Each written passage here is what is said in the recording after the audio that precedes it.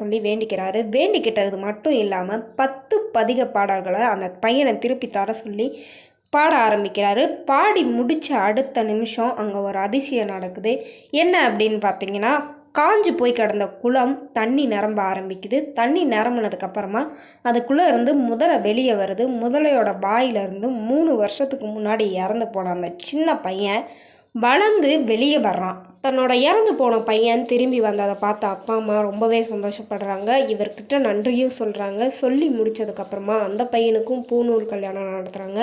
அதுக்கப்புறம் இவங்க எல்லாருமே சந்தோஷமாக வாழ ஆரம்பிக்கிறாங்க.